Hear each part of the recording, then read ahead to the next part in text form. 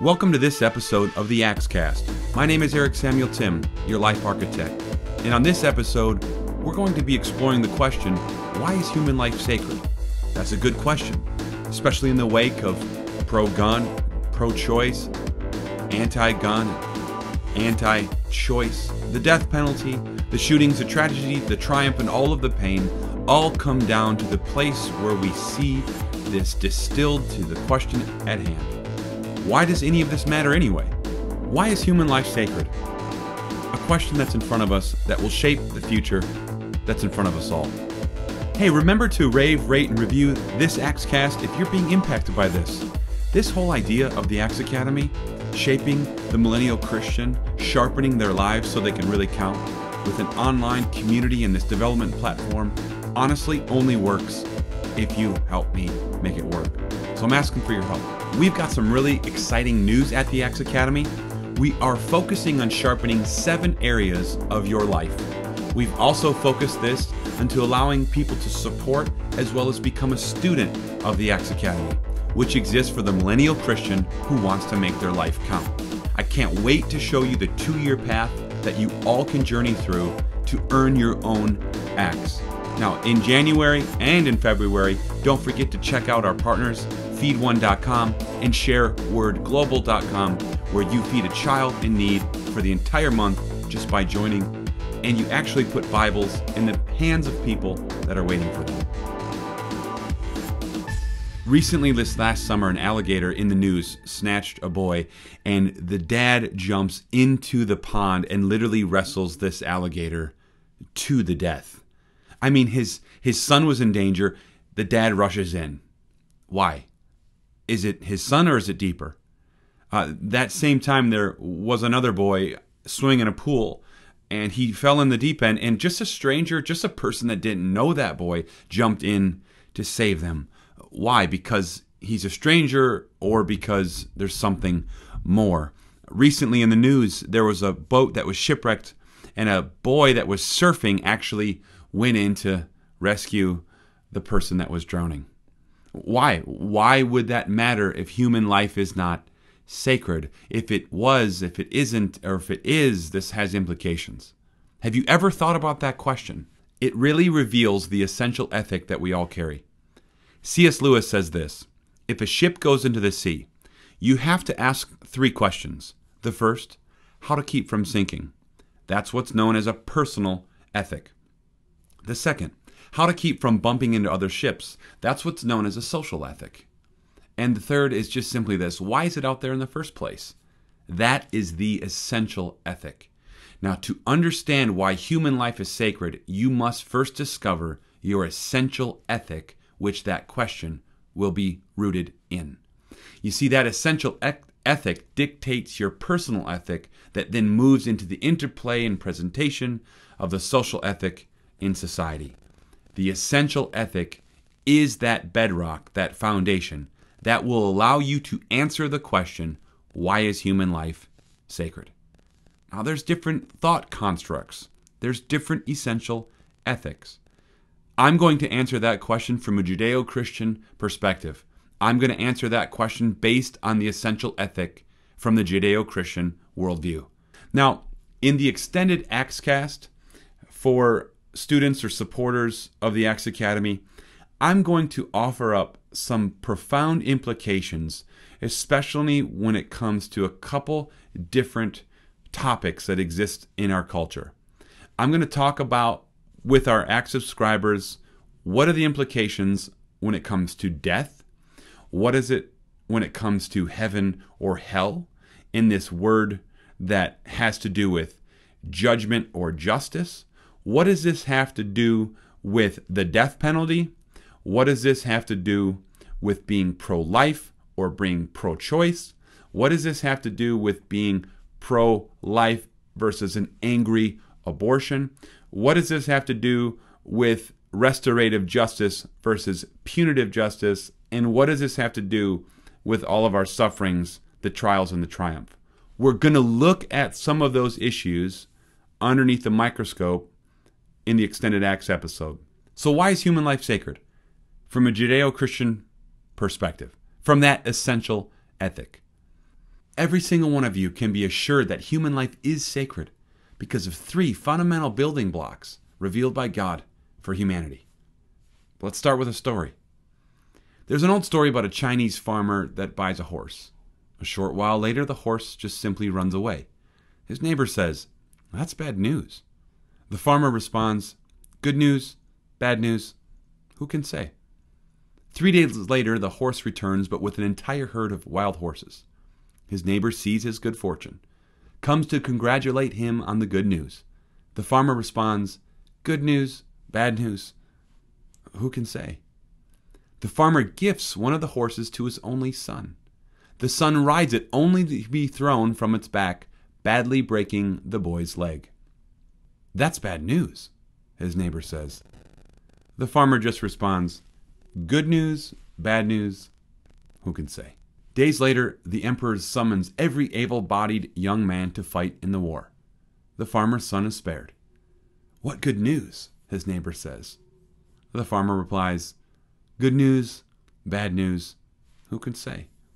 It all depends on where the story ends. And the only thing in life that we can predict, the only thing all humans agree that we can truly know, is that everyone's story ends the same way, in death. Human life is sacred because all of human life ends in death. We all die. This truth makes life here sacred. Our natural days are just simply numbered. The Bible clearly speaks about our days being numbered, our life being like a vapor, and what we do matters because it all ends in death, in the natural. Now, let me explain to you why ending in death makes it matter so much. Have you ever gone to a salad bar where you get one trip or you get multiple trips? I want you to think about how different you acted with the one trip versus multiple trips.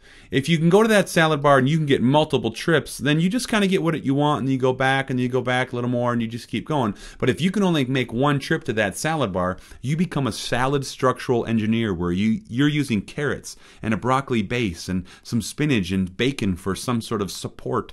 And it becomes this like huge mound of salad that you bring back, dropping like little bits of egg along the way. And the reality is there's something about limited versus unlimited, and the limited just has that intrinsic value, and life is no different. Christopher Columbus, Benjamin Franklin, and George Washington, and Daniel Boone, and John Adams, and Elizabeth Fry, and Davy Crockett, and Abraham Lincoln, Harriet Tubman, and Clara Barton, and Thomas Edison, Theodore Roosevelt, George Washington Carver, and Laura Ingalls Wilder. I love that show. Now, Orville Wright, all of these people, their lives ended in death. The reality, though, is their lives ended in death, but what they did is very much still alive. You see, what we do in our limited time matters. Now, a couple applications for the Christian. Just the simple truth is this, and we'll go into depth, like I said in the extended episode, but there's no hitch behind your hearse, and the end in the road is just a bend in the road. Why is human life sacred? All of human life has intrinsic worth. All of human life. It's got intrinsic, immeasurable value. We're not here by accident. We're here by design. And in that created order, we're not a blip on the radar. We're not some bubble. We are here because God intended to put us here. This implication, or this profound worth, is seen as we are made in God's image. In Genesis 1:26, the image of God we are made in. Not anything that we can get by effort, but it's what humans have as an intrinsic, essential worth. Now, this is important for us to note, because the reality is we forget sometimes that intrinsic worth that's in all of us. I love in the Mishnah Sanhedrin in 4:5, a commentary, basically from a Jewish perspective, was for this reason that man was first created as one person in Adam, to teach us that anyone who destroys a life is considered to have destroyed an entire world. And anyone that saves a life, it's as if he has saved the entire world. For man strikes many coins from the same die, and all the coins are alike. But the King of kings, the Holy One, the striker of humankind, from that die the first human, and yet no man is like his friend. Therefore, every person must say, for my sake the world was created. We all have intrinsic, immeasurable worth because we were made in the immeasurable image of God. Love your neighbor rests on loving God. There's a vertical and horizontal relationship, and the two are inextricably joined together. And we cannot forget the value that belongs, the intrinsic, immeasurable worth in other humans that are not like us, that don't think like us, that don't act like us, that aren't the same color we are or the same culture we are. People matter to God. And when you see people not as the enemy, but the mission, you start seeing them with the immeasurable intrinsic worth that God has, because His image is on them. All right, the third reason why human life is sacred is just simply this. Human life requires both trials and triumph. There's a trial and a triumph. All of our life. Now, if you can imagine with me on a sliding scale, and if you want to log in to the AXE Academy, if you are a supporter or you are a student, you can actually watch this sermon where I preach it at Moody Bible Institute in Chicago, where I talk about the difficulty and the triumph, where I talk about the idea of how these things are connected. But if I can just sort of give you this visual here mentally, imagine your life on a difficulty scale. On the far left, it's the hardest thing you've ever had to do, and on the far right, it's the best thing that's ever happened to you, and in the middle, it's just sort of 0. So along this difficulty scale, you've got, like, you know, when Chick-fil-A's closed on Sundays, or those auto flush toilets that flush when you're still on them and you're not ready. I mean, there's all these different things that are horrible. I hate that, by the way. On the other side, the triumph scale, you got things like, you know, cinnamon rolls, and then, you know, Disneyland, and maybe, let's get serious. On either side of these, you could have, well, on the difficulty scale, maybe there's a tragic death or disease or divorce. On the triumph scale, you have, you know, maybe a birth of a child or a promotion at work, or, you know, getting married. I don't know what it is. All I know is that when I watch and I listen and I read the stories of Jesus, there seems to be this connection between the response of people's joy, which was parallel to the depth of their pain. It's like the trials of life open us up to the triumph of life. The trials of life open us up to the triumph of life. And where I see that is, like, let's just simply go through just two stories. The feeding of the 5,000. People were hungry, then Scripture records they were satisfied. Peter sinking, and then he's got great faith, and he's on this water. I mean, you can kind of see those two realities colliding. The woman who was healed from her disorder, her response is so different than other people's response that Jesus just simply fed. The man that was blind, he ran around telling everyone he could see. It was like the harder the road, the longer they can walk, and then the greater the pain, it seemed like the greater the joy. And I am convinced that in the reality that we live in, with the essential ethic that God has for us, our ability to have joy in this life is determined, or it's at least bookended, to the trial that we've faced on the other side in our lives. People that I meet that have had the hardest time see the greatest miracles. When I meet someone who's walked a hard road, I'm watching a world changer walking further. There's a lady in my church that had cancer, and she said, "Eric, I wouldn't have changed it for a thing. I don't want to do it again, but it's made my life wider." Log on to that video, ACTS students and supporters, and watch what I do with the rainbow and the story of Noah. Why is human life sacred? From different essential ethics, that's hard to answer.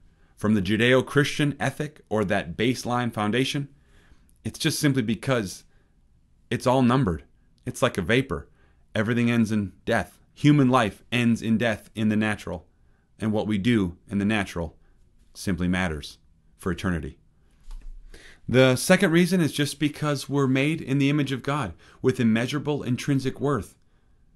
All humans carry that value. And then the third is human life, the way that it is, requires both trials and triumphs. And somehow along the way, it's all sacred and God's with us in it all. Let me just give you these closing thoughts. I've been thinking about the implications of these questions. And in the Acts Academy, in the extended AXECAST, I'm going to talk a little bit deeper about abortion and gun control and the death penalty and all of these things that meet the laws and the religions, and all of these things come into this play, into the center sort of coliseum that is what it is.